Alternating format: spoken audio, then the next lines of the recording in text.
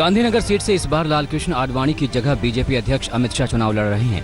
मंगलवार शाम अमित शाह का प्रचार करने के लिए खुद यूपी के मुख्यमंत्री योगी आदित्यनाथ पहुंचे। इस सभा में अमित शाह के बेटे जय शाह भी नजर आए। हालांकि जय शाह कार्यकर्ताओं के बीच बैठे थे। अमित शाह की गैर मौजूदगी में जय शाह चुनाव प्रचार में हिस्सा लेते दिखे। कुछ समय बाद जय शाह अपने सुरक्षा कर्मियों के साथ सभा स्थल से निकल गए।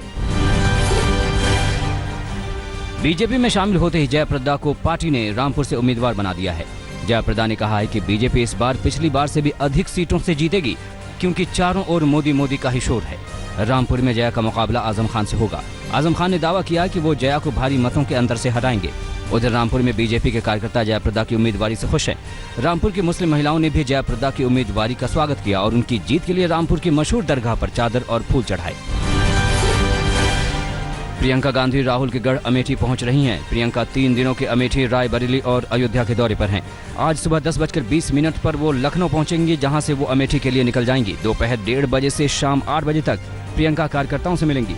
जगदीशपुर के AH इंटर कॉलेज में प्रियंका कांग्रेस के करीब 2000 बूथ अध्यक्षों से बात करेंगी। इस मीटिंग के बाद प्रियंका रायबरेली के लिए निकल जाएंगी। अमेठी में राहुल का मुकाबला स्मृति ईरानी से है, जबकि रायबरेली से सोनिया गांधी एक बार फिर चुनाव लड़ रही हैं।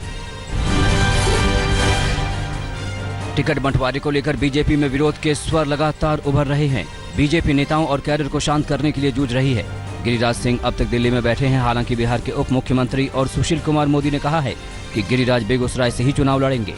वहीं बीजेपी ने पूर्व PM अटल बिहारी वाजपेयी के भांजे अनुपम मिश्रा को न तो मुरैना से टिकट दिया, न ही ग्वालियर से। यूपी में पार्टी ने अब तक घोषित 60 सीटों में से 20 पर मौजूदा सांसदों के टिकट काटे हैं या उनकी सीट बदली है। बिहार में भी सीट बंटवारे और उम्मीदवारों को लेकर महागठबंधन की गांठ उलझी है। दरभंगा सीट पर कांग्रेस और RJD दोनों दावा कर रही है। कांग्रेसी कार्यकर्ता कीर्ति आजाद को फिर से उम्मीदवार बनाए जाने की मांग को लेकर सड़कों पर उतर आए। दूसरी तरफ RJD के प्रवक्ता भाई वीरेंद्र ने कहा कि दरभंगा से RJD के अब्दुल बारी सिद्दीकी चुनाव लड़ रहे हैं। भाई वीरेंद्र ने कहा कि कांग्रेस कीर्ति आजाद के लिए कोई और सीट ढूंढ ले।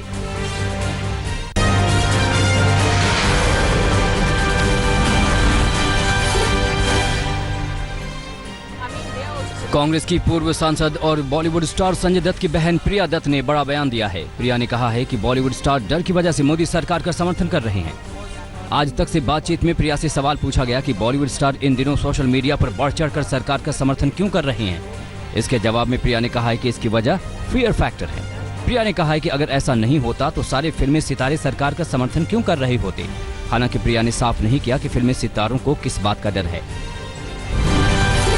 बीजेपी के लिए संकल्प सभाओं और रैलियों में भीड़ जुटाना मुश्किल हो गया है। पीलीभीत में बीजेपी की विजय संकल्प रैली हुई, जिसमें बीजेपी नेता भाषण देते रहे और जनता उठकर चली गई। पंडाल में पीलीभीत लोकसभा सीट के 5 विधायक, कुछ चुनिंदा नेता और मीडिया कर्मी ही बैठे दिखे। सभा में बीजेपी के राष्ट्रीय मंत्री RP सिंह और नगर विकास मंत्री सुरेश खन्ना मौजूद थे। दोनों योगी मोदी सरकार की उपलब्धियां गिनाते रहे। दूसरी तमाम कुर्सियां खाली पड़ी रहीं। यूपी में सूबे के मुखिया योगी आदित्यनाथ के लिए भी सभा की कुर्सियां खाली पड़ी रहीं। CM योगी PM मोदी के संसदीय क्षेत्र वाराणसी के नदेसर इलाके में रैली को संबोधित करने आए थे। यहां 10,000 लोगों के बैठने का इंतजाम किया गया था, लेकिन बीजेपी कार्यकर्ता इतने लोग भी नहीं जुटा पाए। सैकड़ों कुर्सियां खाली पड़ी मिली। जिस वक्त CM मंच पर मौजूद थे, उस समय भी ये कुर्सियां खाली ही रहीं। बलिया के बैरिया से बीजेपी के विधायक सुरेंद्र सिंह के बोल सपना चौधरी को लेकर अचानक बदल गए। सपना को नाचने वाली कहने वाले सुरेंद्र सिंह ने अब बहन कहकर किनारा कर लिया। वहीं बीजेपी के बैनर से आडवाणी की तस्वीर गायब होने पर सधा हुआ जवाब दिया। विधायक सुरेंद्र सिंह ने कहा है कि अब आडवाणी जी पोस्टर से ऊपर उठ गए हैं। वो बीजेपी के मंदिर में पूजे जाएंगे। उन्होंने कहा आडवाणी जी अब भगवान हो गए हैं।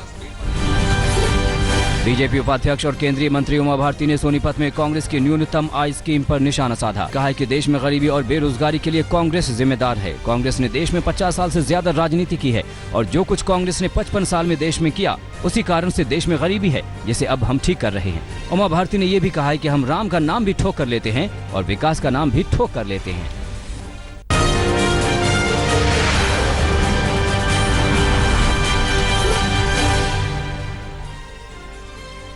पंजाब के होशियारपुर की तहसील गढ़शंकर के BDPO पंचायत दफ्तर में एक जूनियर इंजीनियर रिश्वत लेते रंगे हाथ पकड़ा गया। आम आदमी पार्टी के विधायक जय सिंह रोड़ी ने अवतार सिंह संधू को 5,000 रुपए रिश्वत लेते हुए पकड़ा। JE की जेब से रिश्वत के रुपए भी बरामद हो गए। इस दौरान गढ़शंकर के विधायक जय सिंह रोड़ी और JE अवतार सिंह संधू के बीच तीखी नोकझोंक हुई। मामला आला अधिकारियों के पास पहुंच गया है। विधायक इस मामले को मुख्यमंत्री के सामने उठाएंगे। उदयपुर के सेलिब्रेशन मॉल में उस समय हंगामा खड़ा हो गया जब दो अज्ञात बदमाशों ने मॉल के गार्ड के साथ मारपीट की और दरवाजे के शीशे तोड़ दिए। घटना की जानकारी मिलने पर पुलिस भी मौके पर पहुंची, लेकिन तब तक दोनों बदमाश मॉल में तोड़फोड़ कर फरार हो चुके थे। इस तोड़फोड़ का वीडियो सेलिब्रेशन मॉल में लगे सीसीटीवी कैमरे में कैद हो गया। इसमें दो नकाबपोश युवक हाथ में डंडा लेकर मॉल में तोड़फोड़ करते दिख रहे हैं। दोनों जब हथियार लेकर मॉल में घुस रहे थे तभी मॉल के गार्ड ने उन्हें रोका। इसके बाद ही उन्होंने मॉल के गार्ड के साथ जमकर मारपीट की। यूपी की कासगंज पुलिस ने एक ऐसे नटवरलाल गिरोह का खुलासा किया है जो योगी आदित्यनाथ के फर्जी दस्तखत कर अधिकारियों को आदेश जारी करता था। फर्जी दस्तखत करने वाला नित्यानंद मिश्रा मुख्य विकास अधिकारी के दफ्तर में लेखाधिकारी के तौर पर तैनात था। उसने एक तंबाकू फैक्ट्री को हटाने के लिए सीएम योगी के फर्जी दस्तखत और मुहर वाला पत्र भेजा था। इसके बाद उसने अपना तबादला आईटीओ ऑफिस या जिला पंचायत ऑफिस में करने वाली चिट्ठी सीएम योगी के नाम और हस्ताक्षर के साथ कासगंज भेजी। शक होने पर इसकी जांच की गई और नित्यानंद मिश्रा को गिरफ्तार कर लिया गया। मुजफ्फरपुर के ब्रह्मपुरा थाना क्षेत्र में एक कपड़े की दुकान से 27 लाख रुपए नकद बरामद किए गए।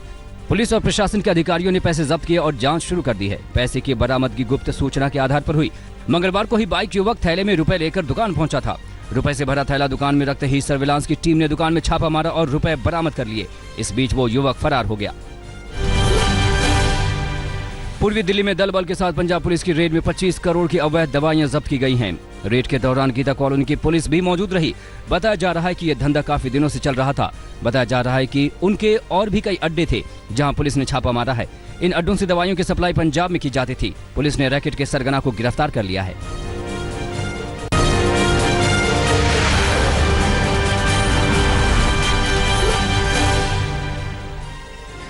उन्नाव में उत्तर प्रदेश सरकार के दावों की हवा निकल गई। यहाँ नकल माफिया धड़ल्ले से नकल करवा रहा है, वहीं प्रशासन भी उसके आगे नतमस्तक है।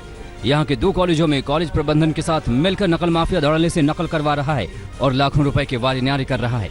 ये इतने बेखौफ हैं कि उन्हें न प्रशासन की परवाह है न मीडिया के कैमरों की। दोनों कॉलेजों में टीचर छात्र छात्राओं को नकल कराते हुए कैमरे में कैद हुए। आप देख सकते हैं कि किस तरह से बोलकर सवालों के जवाब छात्र छात्राओं को लिखवाए जा रहे हैं। यही नहीं, जो छात्र सुनकर नहीं लिख पा रहे हैं उनके लिए सरेआम ब्लैक बोर्ड पर ही सवालों के जवाब लिख दिए जा रहे हैं। गुजरात के नवसारी में एक बड़ा हादसा टल गया। नेशनल हाईवे पर चल रहा केमिकल लदा ट्रक अचानक पलट गया। ट्रक पलटते ही उसमें आग लग गई। समय रहते ड्राइवर ट्रक से कूद गया और उसकी जान बच गई। आसपास के लोगों ने तुरंत फायर ब्रिगेड और पुलिस को सूचना दी, जिसके बाद हाईवे पर ट्रैफिक डाइवर्ट किया गया और फायर ब्रिगेड आग बुझाने में जुट गया। केमिकल की वजह से आग पर काबू पाना मुश्किल हो रहा था, लेकिन 2 घंटे की कड़ी मशक्कत के बाद आग पर काबू पा लिया गया।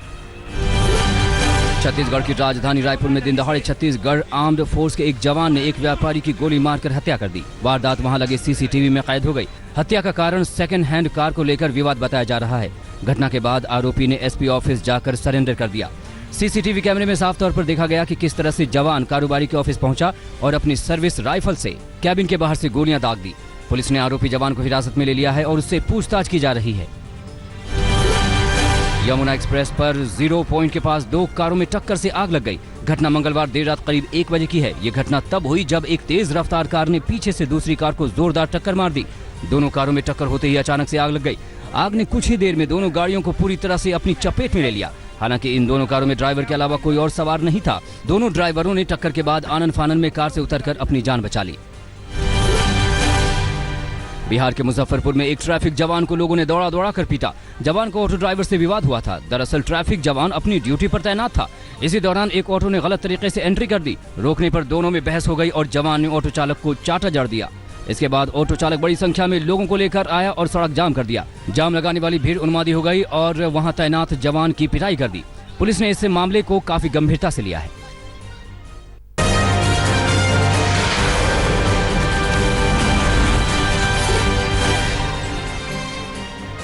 चेन्नई की टीम ने अपना दूसरा मुकाबला भी जीत लिया है। कल रात दिल्ली में खेले गए मुकाबले में उसने दिल्ली को 6 विकेट से हरा दिया। 148 रनों के छोटे लक्ष्य का पीछा करने उतरी चेन्नई की टीम की सलामी जोड़ी सिर्फ 21 रन पर ही टूट गई। वॉटसन ने सुरेश रैना के साथ मिलकर दूसरे विकेट के लिए 52 रन की पार्टनरशिप की। इस जोड़ी को अमित मिश्रा ने तोड़ा। पहले वॉटसन और फिर रैना को पवेलियन भेजा। धोनी और केदार जाधव ने पारी को आगे बढ़ाया और फिर जीत की दहलीज पर पहुंचकर धोनी ने रोमांच का तड़का लगाया। इससे पहले टॉस जीतकर पहले बल्लेबाजी करने उतरी दिल्ली ने निर्धारित 20 ओवर में 6 विकेट गंवाकर 147 रन का स्कोर खड़ा किया।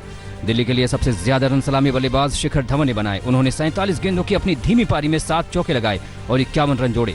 चेन्नई की ओर से ड्वेन ब्रावो सबसे सफल गेंदबाज रहे और 33 रन देकर 3 विकेट लिए। भारत ने 4 गोल दागकर Sultan Azlan Shah cup hockey tournament में मेजबान मलेशिया को 4-2 से शिकस्त दी और टूर्नामेंट में दूसरा स्थान हासिल कर लिया।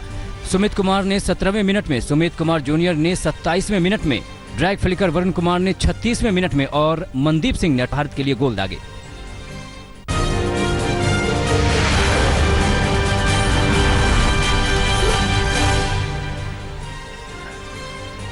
न्यूजीलैंड के वेस्टलैंड में आए तूफान की वजह से वाहियो नदी पर बना पुल ढह गया। तूफान की तीव्रता का अंदाजा इन तस्वीरों से लगा सकते हैं, जिसमें तूफान के कारण पुल गिरता नजर आ रहा है। तस्वीरें बेहद हैरान करने वाली और डरावनी हैं। पहले पुल का आधा हिस्सा नदी में समाता है, उसके चंद सेकंड बाद ही पुल का बहुत बड़ा हिस्सा तेज आवाज के साथ नदी में समा जाता है। वहां मौजूद कुछ लोगों ने घटना को मोबाइल में कैद कर लिया। उधर बिगड़ते मौसम को देखते हुए वेस्टलैंड जिले के मुख्य मार्गों को बंद कर दिया है और मौसम विभाग ने चेतावनी भी जारी की है। ईरान में भारी बारिश के बाद अब बाढ़ का कहर देखने को मिल रहा है। बाढ़ की वजह से अब तक 19 लोगों को अपनी जान गंवानी पड़ी है। देश के 31 में से 25 प्रांत भीषण बाढ़ की चपेट में हैं। अगले कुछ दिनों तक लगातार भारी बारिश होने की आशंका है। बारिश की वजह से लोगों को आने जाने में भी काफी परेशानी का सामना करना पड़ रहा है। देश के कई इलाकों में सड़कें बह गई हैं, जिसकी वजह से सैकड़ों गाड़ियां पानी में तैर रही हैं।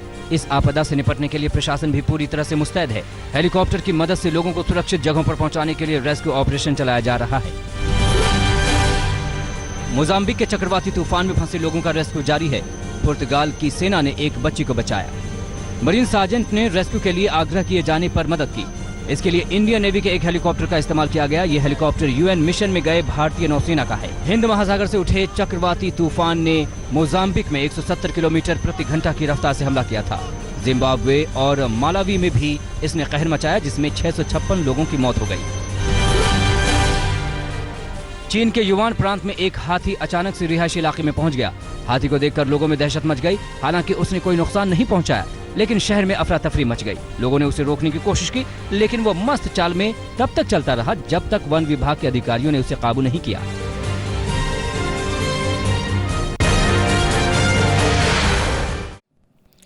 लेटेस्ट खबरों के लिए यूं ही देखते रहिए आज तक और इस वीडियो के पसंद आने पर लाइक, शेयर एंड सब्सक्राइब करना ना भूलें।